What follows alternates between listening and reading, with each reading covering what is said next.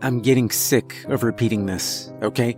Not only do I have to tell every single undergrad the rules, but you keep asking, why is this? And what happened to my classmate? And is that for reals? So I'll just make a post and I can link every time someone asks. And no, I can't put in the course supplementary material. I'm a lowly grad student, and admin will tear me a new one if I write some stuff on the official site. Also, there are worse things than admin which may notice. Most of these rules are just common sense. Some are a little stranger, but follow them all and you'll be entirely safe in the lab. Come on, if you wanted nothing strange, you could have studied accounting. Now let's begin. Number 1, don't stay in the microscope room when we refill the cooling liquid.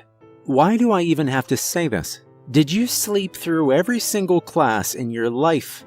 Ventilation in the microscope room is shit, and when we change the liquid nitrogen, if enough of it evaporates, then you can lack oxygen and suffocate.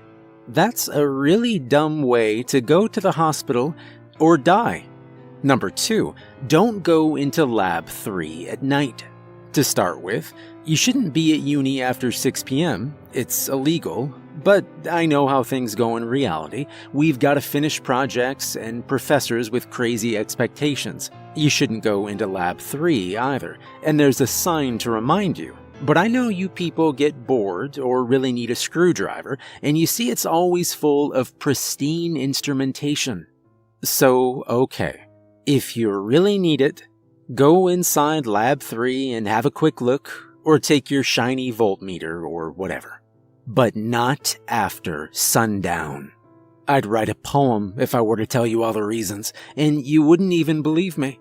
So just remember this, when I was young and stupid and didn't have a helpful list like this one, I went in with a friend. Our test circuit board was broken, and we remembered there was a full rack of those, and it was just minutes after sundown. Believe me or not, your choice. I don't remember what happened inside. I remember the room full of shiny instruments, the vacuum chamber, the optical bench with the gleaming lenses, and then nothing. I just remember being out of it. My friend was pale. He didn't remember either. Nor did he remember who I was. He swore repeatedly that we'd never met. He kept asking about people who didn't exist and swore he saw them in mirrors. He had a mental breakdown and left university. And he was still one of the lucky ones. Rule number 3. Don't enter the laser room without protective goggles. Look, I don't care how sure you are that the laser isn't operating, or how quickly you're going in, or if you think squinting will help you. There's an infrared laser. You won't see the beam, duh, but it will blind you if you're in the wrong place at the wrong time. So wear your damn goggles. Or better still, just stay out. What are undergrads doing there anyway? I know it's not used in first-year experiments. Rule number 4. Never go into Lab 3 alone. Ever heard of safety rules? You shouldn't enter any lab alone, actually, but you should really never, ever enter Lab 3 alone. And I mean it strictly. Don't enter alone. Even if you're sure someone is inside already. Even if someone calls you from inside. Actually, if someone calls you from Lab 3, run like hell. Faculty will never do that. If another student is there alone, you can't help anyway. I think you know this one. Even professors warn you usually. The only time I've seen someone break in and go alone, when she came back, she kept laughing at the wrong things. She didn't seem to remember names and behaved like a completely different person. About a month later, she killed her roommate using mirror shards as knives. She laughed all the time at the trial. Rule number 5. Don't sleep in the lab. Like, why would you even do that? Yeah, you partied all last night, and you convinced your lab mates to let you nap a little. Well, don't. First, if professors catch you, they'll be furious and will remember about it. They're not nearly as senile as you think. Second, it's just not safe. I don't care if you sleep like a stone at home. For some reason, people tend to sleepwalk in the lab. I've seen a girl wake up and walk straight to the liquid nitrogen. We stopped her just before she could drink it. Twice. I've seen students sleepwalk to Lab 3. See previous point, okay? I don't want to say more. Rule number 6. If you put food in the fridge, label it, and eat only your own. Come on, this is basic civility. Were you raised in a barn? The fridge and microwave are free for students to use, and I know it's a lifesaver during some long-ass projects. But if you don't put your name and the date, it will be a mess. Either something will be left to rot, and it's just gross, or you'll eat someone else's lunch and start a feud which will last the rest of your academic career. 2 full professors are still sabotaging each other for a sandwich incident 35 years ago. I swear. Also, really don't eat unlabeled food in the second level. It's not for students. It's not for anyone, actually. We leave it on Friday, and it's gone by Monday.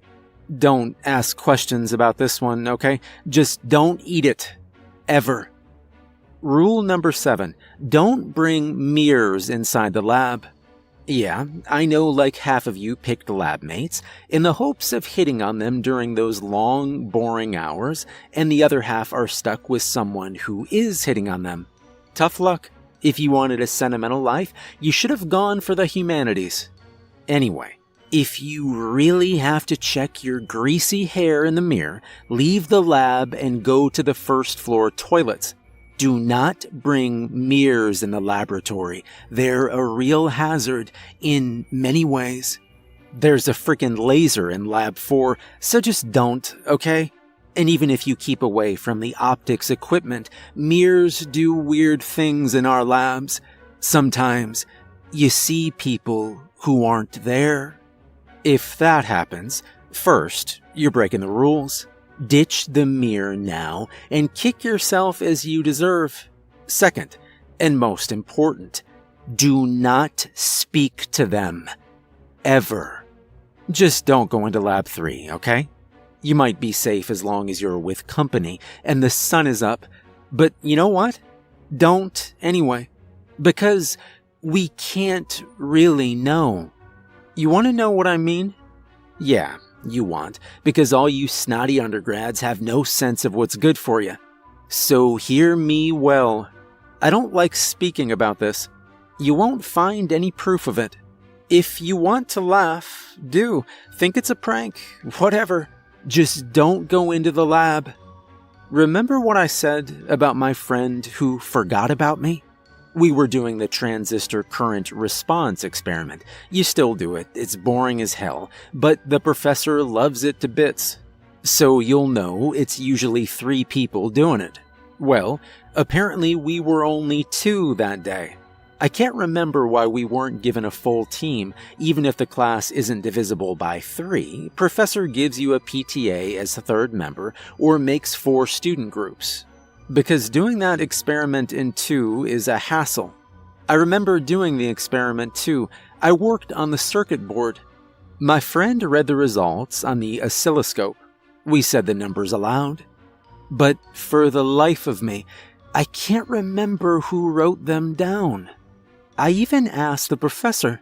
He frowned, said he really thought we had 3 student groups only, but the records he kept show only 2 names. I checked my own mails and texts, and they were addressed only to a single friend, but in one of those texts, I wrote, "You 2 better be punctual." I'll say the truth, I can't prove it, but I think 3 people entered Lab 3 that day. Only 2 came out, one with his memory damaged, the other forgotten. If that can happen, look, Believe me or not, just don't go in to lab 3.